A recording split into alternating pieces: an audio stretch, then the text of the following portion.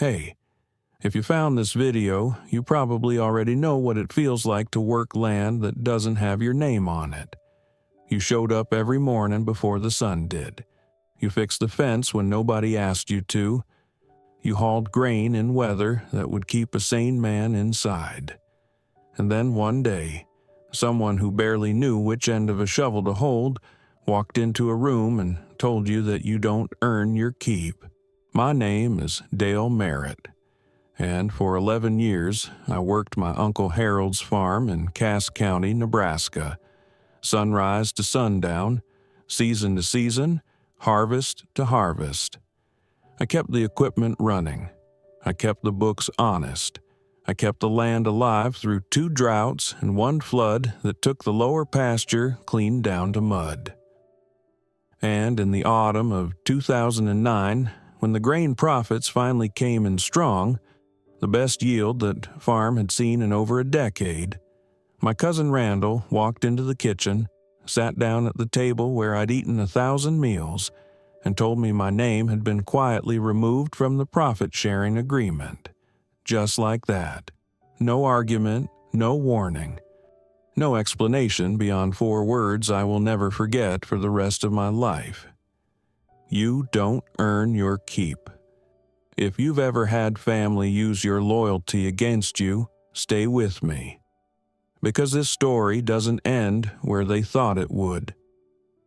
I came to Harold's farm when I was 23 years old and had exactly $47 in my pocket and a truck that burned more oil than gas. My father, Harold's younger brother, had passed the spring before from a heart attack he never saw coming. Left nothing behind but a rented house and a pickup with bald tires. Harold called me 2 weeks after the funeral, said he needed someone he could trust, said the farm had been struggling since his oldest son, Randall, had gone off to study business in Omaha and showed no interest in coming back. I said yes without thinking twice, not because I had no other options, I had a few, but because the land called to me the way it calls to certain men. You either feel it or you don't. There's no explaining it to someone who doesn't. Harold was 61 then, a big-framed man with hands like iron traps and a voice that could stop a herd. He wasn't the kind of man who showed affection easy, but he showed respect, and on a farm, respect is the currency that matters most. We shook hands on the terms the old way. No paper, no lawyer, just eye contact and a grip that meant something. I would manage the day-to-day operations. I'd receive a modest monthly wage and a 15% share of net grain profits at the end of each harvest season. Harold called it a partnership. I called it a lifeline. For the first 3 years, and everything moved the way good farm work moves, slow, hard, and honest. I learned every acre of that land. I memorized its moods the way a man memorizes the face of someone he loves, and I believed with everything I had that I was building something real. Randall came back to Cass County in the spring of 2007. He was 31 years old, drove a clean silver pickup that had never seen a mud road, and wore boots that still had their original shine. I remember watching him walk across the yard toward the equipment shed and thinking, this man has never checked a hydraulic line in his life. He shook my hand like I was a hired hand, not like a man who'd kept his father's land breathing for 4 years. At first, he mostly stayed out of operations.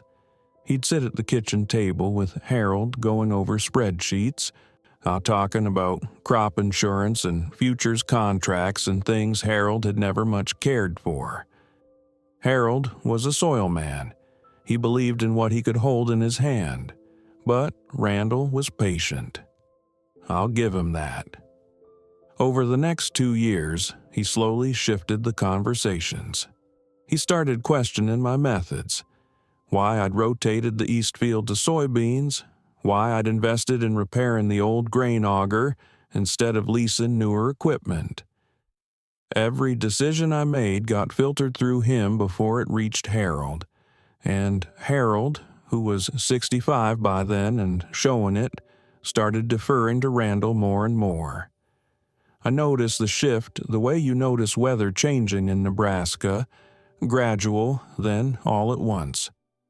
By the summer of 2008, I was no longer speaking directly with Harold about the harvest plan.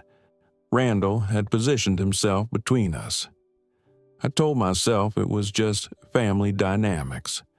I told myself Harold still trusted me. I was wrong, but I wouldn't know how wrong until the following autumn. The harvest of 2009 was extraordinary.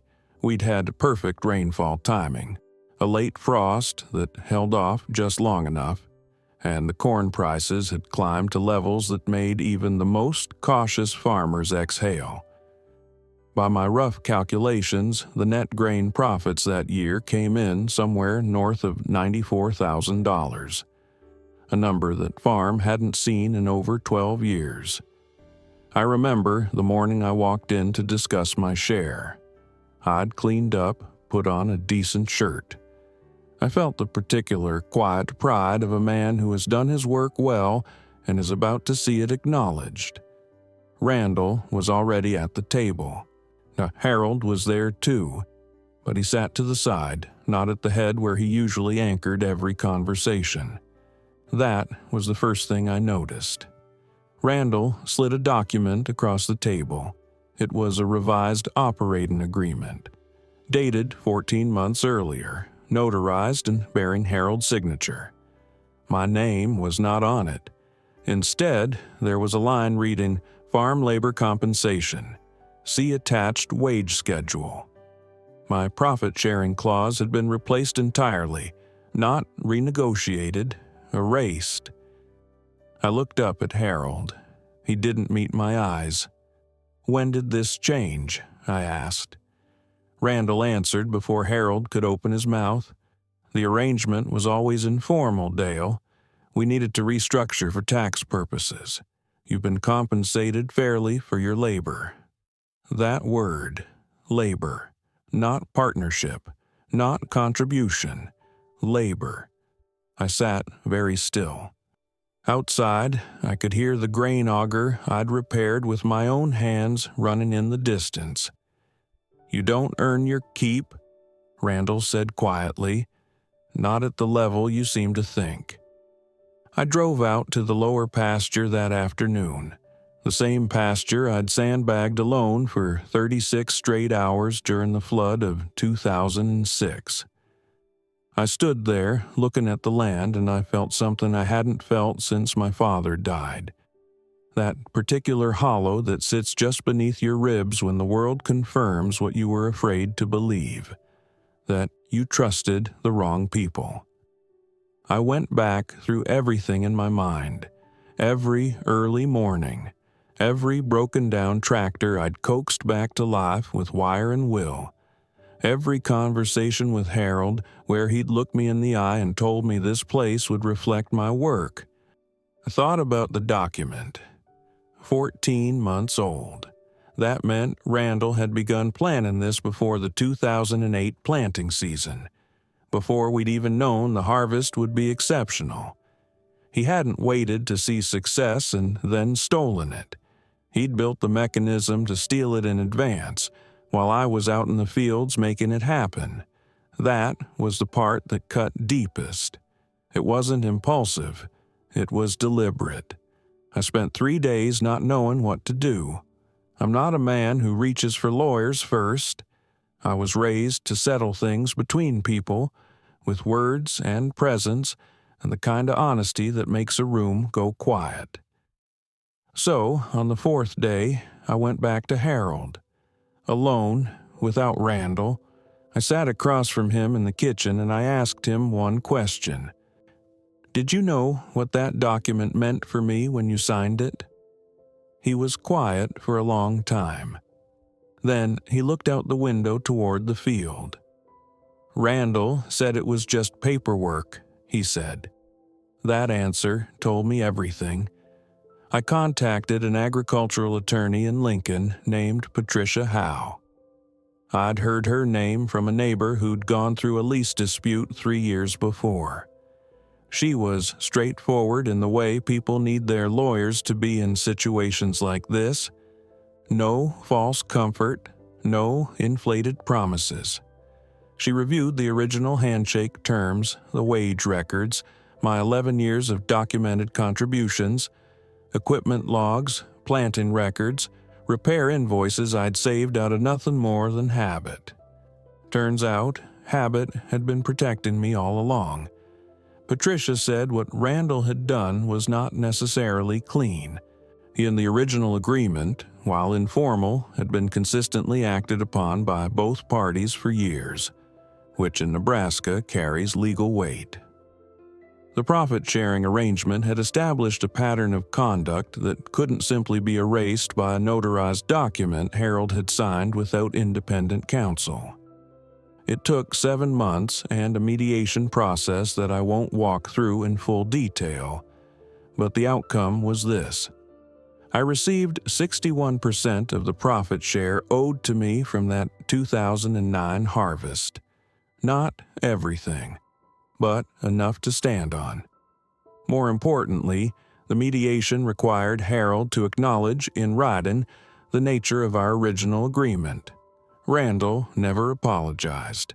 I didn't expect him to. What I didn't anticipate was Harold. 2 weeks after the mediation closed, he called me on a Tuesday evening. He said he was sorry, not for what Randall had done specifically, but for the window he'd left open for it to happen, for not protecting the handshake we'd made when I was a 23-year-old kid with $47 and a broken truck. It wasn't everything, but it was something. I left Cass County in the spring of 2010. Not running, walking. There's a difference, and anyone who's worked land long enough knows it. I moved to a small operation in Fillmore County, leased 40 acres from a widow named June Calloway, who'd lost her husband the year before and needed someone she could trust.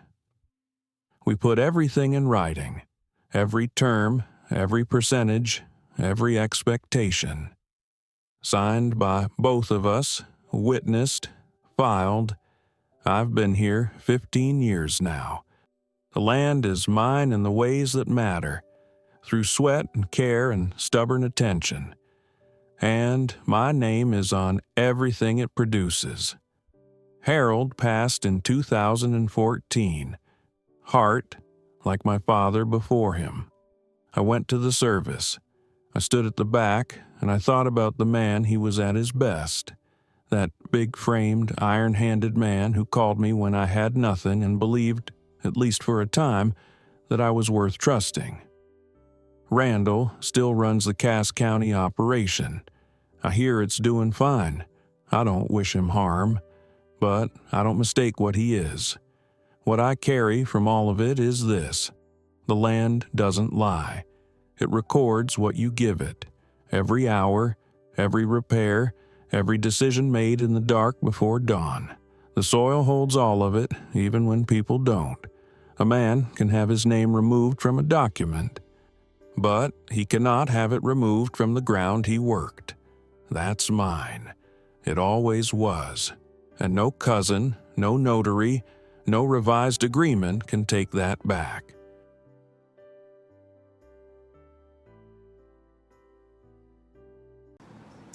Oh, before you go, if this video made sense to you, subscribe to the channel. This helps YouTube deliver this content to even more people. Also, leave your like. It's essential for our growth here on the platform. And if you want to support us even more, Super Thanks is right below and helps directly with the production of new content. Comment here where you're from. And thank you for watching us until the end. See you in the next video.